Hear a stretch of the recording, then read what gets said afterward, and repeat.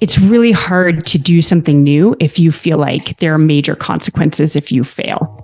And so like if you fail, it'll be big. And that's where uncertainty turns into risk. Because uncertainty is challenging, but it doesn't actually mean that something bad is going to happen. You know, it may be that like, the really good thing didn't happen, but that's okay. Like I'm at neutral. And so I think balancing, making sure that your first experiment, as an example, if you wanted to practice public speaking, you wanted to get more confident at that. Maybe what you do is you try and do this in a small meeting with 4 people who you trust and, you know, are good supporters of yours versus like, I'm going to do the company all hands. I'm going to volunteer for that. For the first time. Yeah, let's go. Right. Jump right in. Yeah. Like that has a little more downside associated. Just a little bit. So, yeah. My name is Fela Abioye, and this is How to Corporate, my digital show dedicated to helping you identify what's holding you back so you can advance your career. Are you ready for today's topic? Well, let's get started. Welcome back, everyone, to How to Corporate. I am your host, Carla Fowler. Remember our mission. We're here to inspire you, the working professional, to get to where you want to be. So we're doing that through other people's experiences. So I've got a great guest on the podcast here today, Carla Fowler. She's got a very unique background, and we're just going to go right into it. So Carla, first and foremost, thank you for attending today, How to Corporate episode. Could you take a moment maybe and just introduce yourself a little bit and tell the folks a little bit about yourself? Absolutely. Well, Fela, thank you so much for having me. And well, a little bit about myself. I am the managing director of Thaxa Executive Coaching, and I founded this practice about 10 years ago with the goal of really bringing all the best ideas from performance science so that leaders and folks who are looking to level up in their careers could really use those ideas to get their best results and to move and learn and grow to where they want to go. So that's what I'm up to. And yeah. Awesome. Well, so you've had a very precarious journey, right? So you went from, I don't know if it's the right word to use for it, right? But you went from having a PhD to an MD, now to an executive coach, right? So that's a very different levels of a career. It's a big jump. Yeah, it is. It's safe to say. A varying jump, right? I mean, right. Yeah. And that's going to be a lot of our conversation today, which is about taking risks, running experiments, starting over sometimes. Really curious, what made you pursue this route? Like, how did you get there? Well, one thing that's interesting, I know, like, I think different people end up in their careers in different ways, but I will say this, like, as a kid, like, I wasn't one of those kids who was like, I want to be a doctor. Like, and in fact, I don't think I had any job in mind. In fact, I'm not sure I totally understood exactly, like, what went into a lot of jobs as I was growing up. You know, I was like, well, there's business. That's this big thing over here. And then you get your lawyers, your doctors, your, engineers, things like that. But I think what I did know was that I was pretty keen on, like, what do I like? What do I not like? You know, what do I feel good at? And so I think I was aware that I liked math and science, and I was super socially oriented, like very observant, always watching people, trying to figure out, like, oh, why is that person good at that thing? And so I think from actually a really young age, I was pretty fascinated by performance, in the sense of, if someone wants to go be good at something, like if you want to go win the 5th grade track meet, who's really good at that, and what allows them to do that? And so when I see that, I know that I kind of followed that path of, like, well, like, how can I build some capabilities? What am I interested in? And there were a lot of ways in which medicine and science were a really good fit for me. Like, I'm a curious person. I like problem solving. And as you sort of alluded to, I got pretty far down that pathway. Like I finished medical school, and I actually did this dual degree program where you get a PhD in the middle, and the benefit is you get another certification, you get another degree, but it was also a funded program. And so one of the big challenges of medical school, particularly these days, is that it has gotten very expensive. And so there's a lot of student debt. And my friend, when I was a senior in college, told me about these programs, and I was like, wait, they pay you? Like they pay for the whole thing? It's like, that sounds like a really good deal. Oh, for sure. 100%. It takes you longer. So, my 20s, I spent that sort of 10-year period as a student, but it was my job. And as a PhD student, you work, like you're actually producing science. It's not all classwork, and you're contributing to the field. But so what I would say is I actually really enjoyed that whole period of time. And it taught me a number of things that later absolutely transitioned into the coaching part, which was, number one, I got a front row seat of like watching a lot of other people do something really challenging and trying to do it myself. Another thing was that I think it taught me how to think about problems. So when you're a scientist, one of the things that happens is you literally walk into work every day, and your job is to not just like figure out things you don't know, but it's also a very unstructured problem. No one can tell you the playbook of, well, you just do X, Y, and Z, and then you get the answer. It's actually very different in some ways from a lot of learning in school, where it's like, no, there's an answer. You just got to do that. So I learned a lot about how to sort of show up every day to that uncertainty and how to think about a problem. And then I think, in medicine, I spent like hundreds, maybe thousands of hours talking with people about things that were kind of high stakes for them. And often you don't get to do that when you're younger in your careers. Like no one hands you like the big decision and says, sure. Yep. Like you go with it. And I think a lot of those hours of talking with people, learning to listen, ask questions to help them figure out like what was important to them, what were their priorities and preferences, like was really integral again in making this transition into coaching, where the high stakes decisions aren't usually about life and death or like healthcare, but they're more about like, oh, my business, what, Gotcha. What's the right pathway? What strategy are we going to use? How do we deal with this risk that's come up?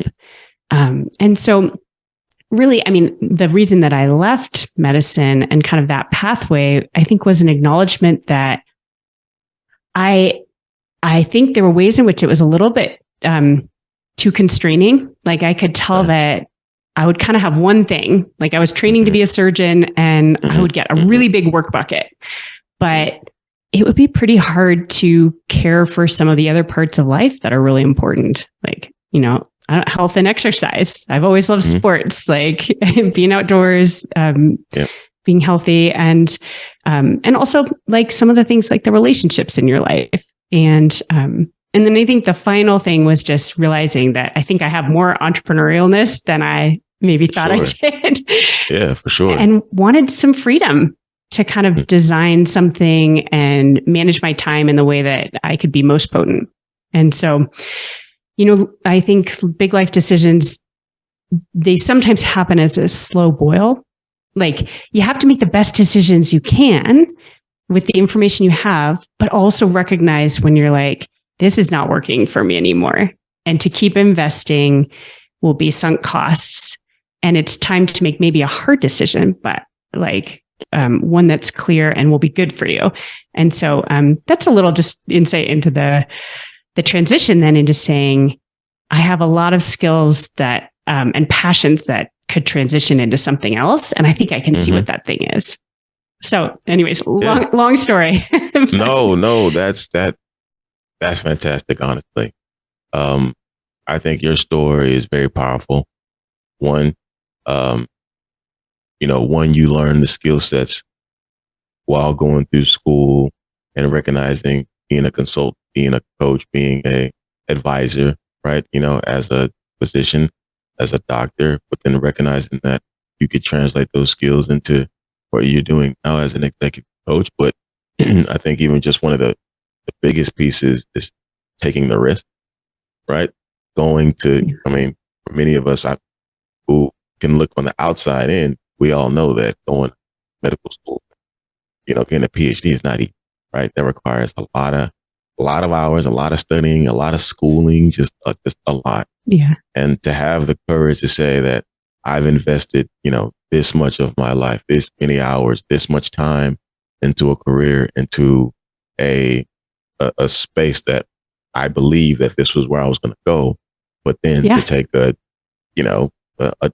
pivot, right? A change, that takes a lot of courage because, many of us sometimes we stick out in our careers. We stick it out in our jobs because we just felt like I put in too much time. I put in too much time. I've been here too long. I've been doing this, for too much to just give it all up now. Right. So, and we close off our mind to think about what's to be on the other side. How, even though making a change would be different, doesn't necessarily mean you're throwing away all the years that you had or that you put forth. And I love your story because you've shown how you took many of those skill sets and how you've continued to translate that into a change in your career and build a thriving business. So I think that's awesome, which is why I really wanted to highlight that piece because I think there's a lot to be said there. It's awesome. Oh, thanks for that. Yeah, no, for sure. So maybe let's get into just the basis of your business, right? As an executive coach. So, you're coach based on performance science. So could you maybe explain what that is and how that's different than maybe most executive coaching, kind of businesses? Hey, if you're enjoying what you're hearing and learning something new, take a second to rate this episode and write a review. Oh, don't forget to share with a friend or a colleague. All right, back to the show. There are certainly some overlaps. I think that probably things I do that are very similar to other coaches. The performance science angle definitely came in as a piece of kind of my background and my passion. Like I'm kind of a nerd. Yeah. and I was going to call you a nerd, but I mean, definitely.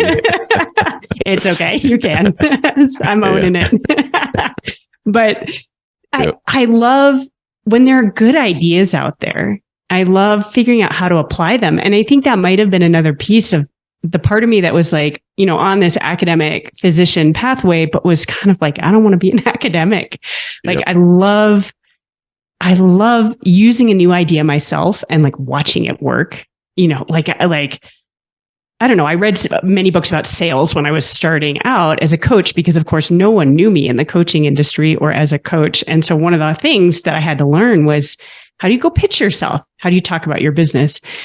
And it was so satisfying to like read something and then say, okay, I'm just going to try and apply that. Like it might be messy, it might be awkward, but like when you're early in your days of like pitching or selling, you're usually a little awkward anyways. So got nothing to lose.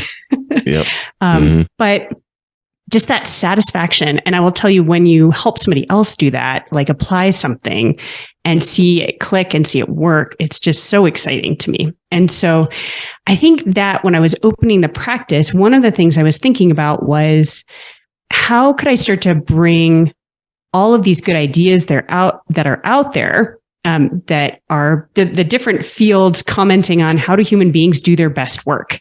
And so those are ideas from strategy, they're ideas from kind of execution or productivity, and then also around mindset. So like, how are we motivated or how are we confident at what we do? And I just thought that so I didn't actually go to a coaching program. So I didn't get certified with one of the sort of big programs that are out there. Instead, I kind of put on my scientist hat and said, I think I can design something that really fits both, the kinds of clients I want to work with, who are really like, hey, I'm kind of interested in leveling up. Like I want to challenge myself and I've got goals. And I just thought there's a way to sort of bake that performance science into kind of the methodology. And that includes both what's the flow of sessions, but also some of the big like lenses or kind of how I approach the conversation and how I think about it, and then share those with people to help them think about it. And so I would say it's kind of a mix of consulting and coaching. Yep. And like, if there's a good idea, I don't make people sort of guess and figure it out for themselves. Like, I love to share that good idea. And then we ask questions like, is that idea appropriate for you? In the sense of, is it relevant? Does it fit their style and like authenticity? Our goal is never to like push methodology or force someone into a box about something, but just to have a lot of good tools so that we can say like, what's the right fit for you? What's going to be effective for this client who is, and where they want to go. So, I think, in terms of some of the principles or the philosophy of what has sort of come from performance science that I use again and again, I think one of the first pieces is helping people get clarity about what it is they really want. When they say they want to level up, what does that mean to them? And why would that be exciting? What does it look like? And how do they think about success? And then also, what's really most important for that? Because if one of the things that I think performance science indicates really clearly is that we have to be really focused. We don't have a lot of just extra time, and generally we can't just keep adding things to our plates because we burn out. So this idea of, I call it brutal focus, like having some clarity about what you want and what's most important, is one theme that comes up again and again in coaching. And then once we have some clarity, I find that as a coach, if you can help remove friction for people, so sometimes that's friction around finding time. Sometimes it's friction around helping them know how to do something and build a new capability or skill set. And a third source of common friction is like helping them have a mental mind, like a mindset that they believe they can do it. So eliminating friction around lack of confidence or just like, I'm worried I'm going to fail. So I think those are some common themes that come up in the work. Hey, if you're enjoying what you're hearing and learning something new, take a second to rate this episode and write a review. Oh, don't forget to share with a friend or a colleague. All right, back to the show. At times in my career where I felt like I've got it really dialed in, and sometimes I don't, right? But the times that I do, the clarity is really there. Mm-hmm. The focus is really, really there. And we add and add and add and add as life goes on, right? So whether it be through our families or work, things of that nature. And, as you mentioned, it becomes a bit of a cloud. So it becomes hard to see what's in front of you and what you should be focusing on. And so then you get frustrated, you can really slow you down and you don't really know what you're doing. You're just kind of going, you're just kind of being, and we don't take things away.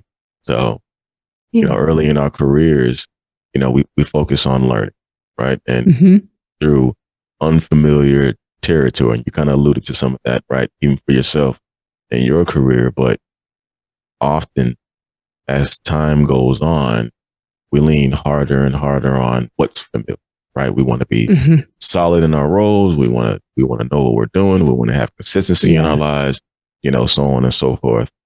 But at the same time, growth can start to slow down or even sometimes come to a screeching halt. Why do you think that is?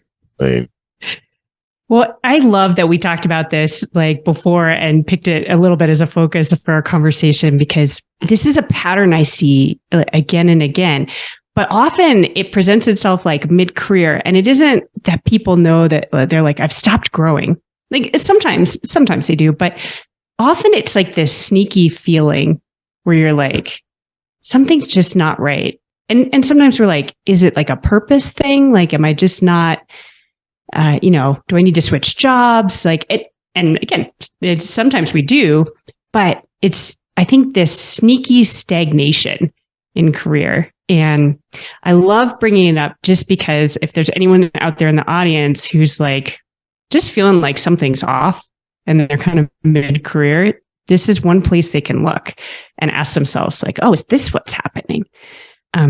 So I think early in our careers, like particularly when we're working in corporate or organizational dynamics, like we set up early career well often to learn.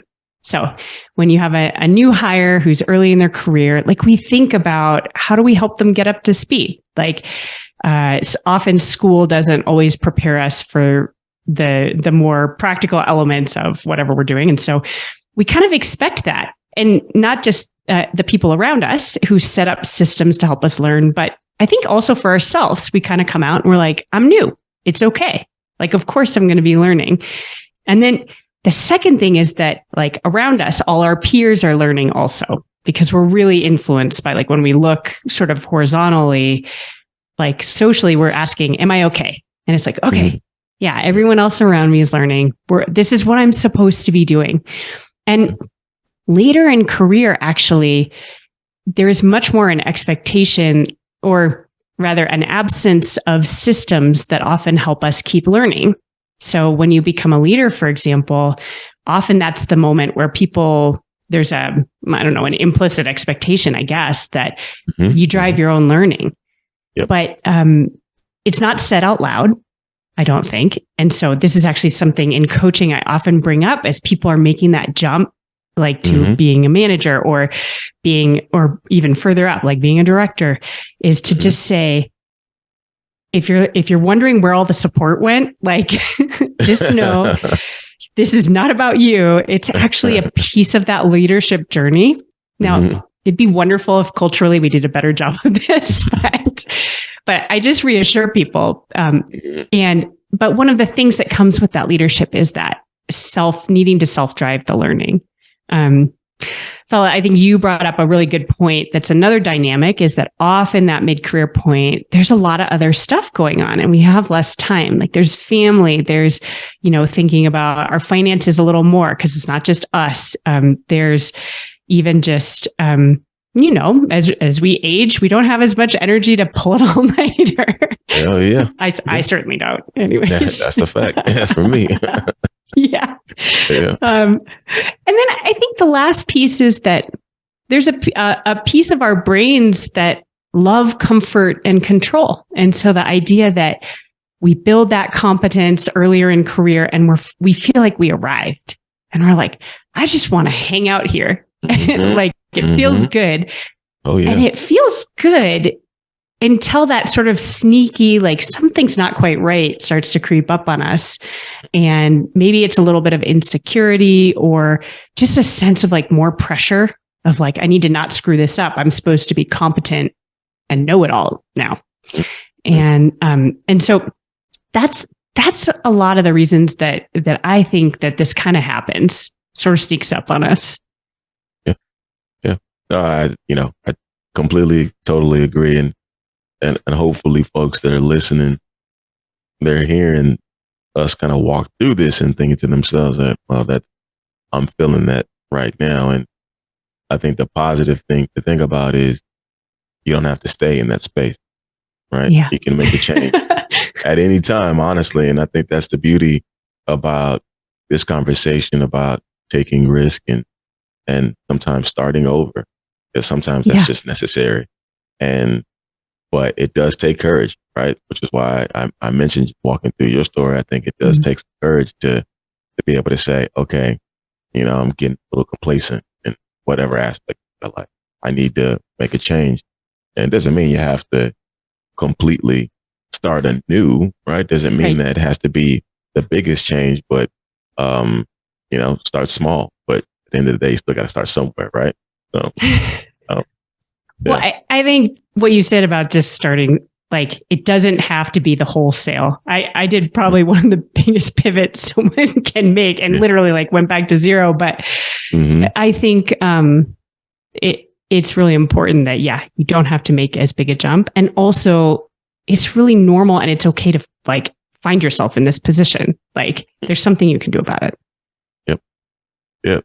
So this reminds me, again, to our initial conversation when we were sharing our background, with one another, and you use a trace of a scientist, right, as an analogy to career growth, and explaining that scientists don't always have the answers, right? Kind of as you talked about, your background, but they move on with the test nonetheless, and they live in a level of uncertainty, and they just become familiar with that, and they test the theory, continue to go on, knowing that they don't always have the answers, but often in corporate environment or in the work world, right, we expect to get to the answers. So, but if we always wait until we have the answers in order to run that test, we can lose out on opportunities to expand, to learn, to grow.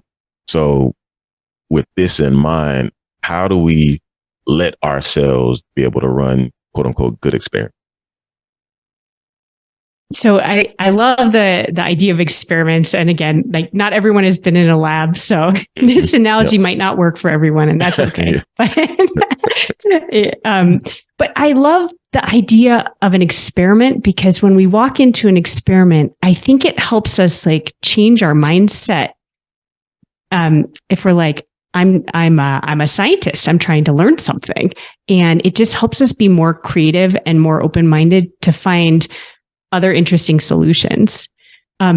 Another thing that I like, if the scientist part is like not your jam, then another thing is like this idea of saying, can you say that like this is a puzzle, not a problem? And so as you're thinking about like somewhere you want to go, maybe needing to try something new, to say this is a puzzle to figure out, versus like I have a problem. Again, it takes a little bit of that like mental weight off. And I think that helps our brains be much more creative. But using the experiment idea, so when I think about how we used to run a good experiment in the lab, there were a couple characteristics. And I think they're true also for in your life when you're thinking, I want to try something new. So I think the first thing is to put some clarity or some words to what is it you want to accomplish or learn? What's the new thing you're trying to do? What do you think it looks like to be successful at that? What are some of the things that might be involved, like inputs or actions that you might be taking? And sort of map some of that out with a little more clarity, and then pick an intervention. Like that's sort of saying, hey, what would be an initial step I could take? And often the initial steps are either like doing some learning. So it might be like, hey, I'm going to look for a couple podcasts on this theme and listen to those. Could be read a book, could be read a couple of blogs. It could be reach out and talk to a few people. So sometimes the initial step is just like do some learning. But sometimes once you've done some learning, you're like, all right, I'm going to make an intervention. I'm going to start practicing something, do something different, try it out. And so it's worth then saying, yeah, what's the thing I'm going to try? What do I think the outcomes might be? When do I think I might measure that?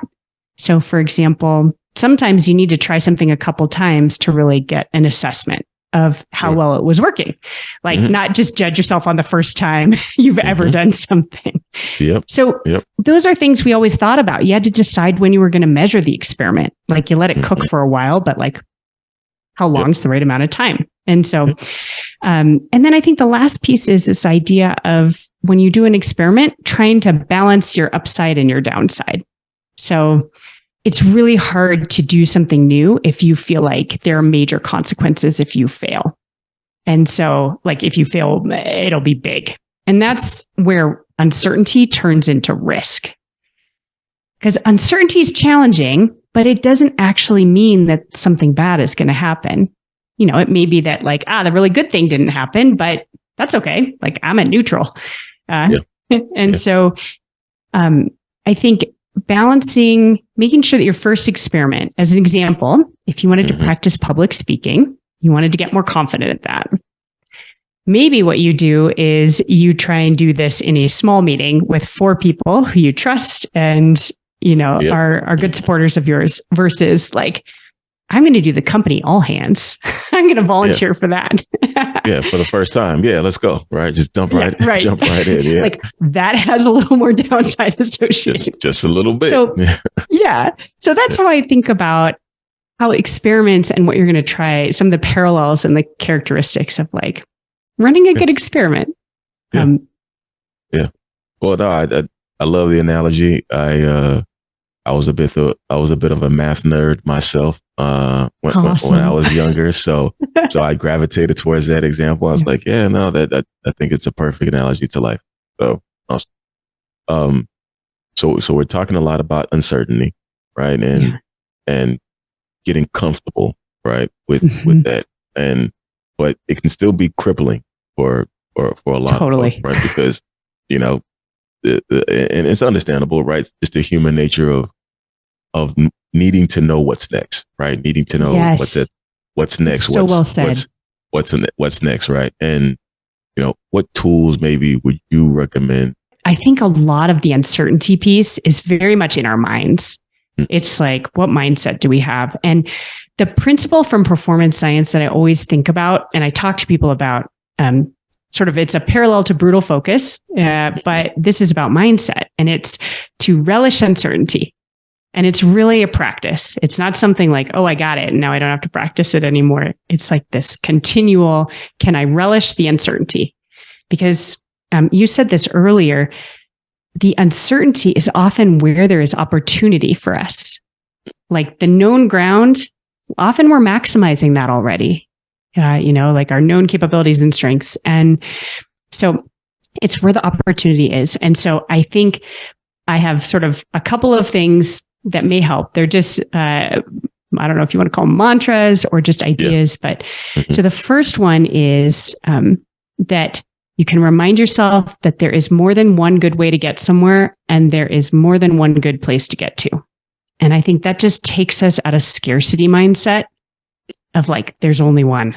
And if I don't get it, well, then, that's it.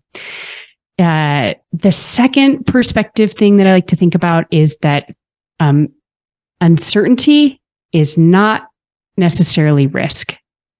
And so it's worth thinking through, like, really, what's the worst thing that could happen? And then even how likely is that even to happen? Most of the results are going to be somewhere in the middle. And hopefully some good ones on the positive. And then the last thing I like to think about on this one is to trust your future self. Because a lot of the uncertainty is stuff we can't even prepare for. Like often we've already done a lot of preparation. We might have even over prepared because we're sort of avoiding the uncertainty part. And we're like, if I can just read more or learn more before I go try that thing, maybe it won't feel uncertain. But inevitably, there's just stuff you can't know without doing. Hence, run good experiments. And so I like this idea of your future self will have the information that it needs to respond, to make a good decision in that moment when you know what you're up against. But it's really like hard to do that right now before you even know what it is. And so it's like, just trust that your future self is going to take good care of you. So, Carla, what would you say is maybe one of the most challenging career setbacks or barriers that you had to face in your career so far? And the reason why I ask is I think sometimes it's important to kind of hear, right, my guest's story, right, about some of the challenges that they've had to face, because it makes it real, right, for the listeners to be able to say, okay, well, I can relate to that. I've dealt with something similar in nature. So curious to hear maybe one of the challenges that you had to face in your career. Yeah. I mean, this probably comes as no surprise. It's very related to sort of the realization of like, a career I've been investing in. So medicine, really that last year when I was a surgical intern, that was a very hard year in the sense of like, you're the closest you're going to be to sort of what it is to be practicing the medical profession, because you're finally actually doing it. And it is really hard to realize like a dream is not what you thought it would be. And I think I imagine. I'm not the only person who's had this happen. So, for people in the audience who are thinking about that, or, and I think for me, the biggest lesson of that is that it is true. Sometimes we have ideas about things or how it's going to work for us that don't end up to be the case. Sometimes that's even if we've done a ton of prep or research about it. And I think the real thing is that it's okay. It happens to other people. And also, like, you have a lot of life to live. And I think work can be something that is so satisfying. But we have to really acknowledge when the dream is not the dream. And that was really hard. Like, socially, it was not super popular. I think I had a lot of people who were confused. I felt kind of embarrassed, all these things. And then again, I was starting something new, and you don't always have to make that choice at that moment. But for me, so it felt like I had sort of not a lot to show. I couldn't just jump into something else, start excelling at it and being like, see everybody, I'm okay. Like any business, I did not have a magical start. It took a lot of work and time to build traction and compounding. And that's just tough. But when you really, what I can say is like, it is worth it, particularly if something's really not working for you. It's not the dream. That it is worth saying, I don't have to sink more into this. Also, I don't have to view it as a waste. I can look at it as, I look at those years in medicine and think about what an investment in myself, in my confidence, in my ability to think, in my ability to do the hard work and know how to get myself to do that. And I used all of those things as I started the new hard work of like building something from scratch. So I think that's kind of my thought about kind of biggest, I don't know, setback or just, moment when you're like, wow, this is not what I want. Yeah. Oh, I think you said it well, right? What happens when you wake up and the dream is no longer the dream? Well, Carla, you've been awesome. This has been a great conversation. I think our folks will get a lot out of this. I know I did for sure. So as we wrap this up, I definitely want to take a moment to allow you to share your contact information, how folks can get a hold of you. They may want to reach out to solicit your services or just, reach out to connect in general. So. Well, thank you so much for having me, Fella. This has been awesome. And if people from the audience want to get in touch, if you would like to learn more about coaching, my website is a great place. It's at www.thaxa.com. That's THAXA. And you can message me through the site. Often, if you're interested in coaching, we can set up a quick intro call and talk a little more about what your interests are. And then if you're interested in performance science and just want to connect and kind of follow along, then LinkedIn is a great place. And I'm at Carla-Fowler. And definitely send me a message if you want to connect. I just love knowing where people found me and where you're coming from. So those are the good spots. Awesome. Thank you again, Carla. It's been great. Guys, thank y'all for listening. Until next time. Peace. Don't forget to like and subscribe.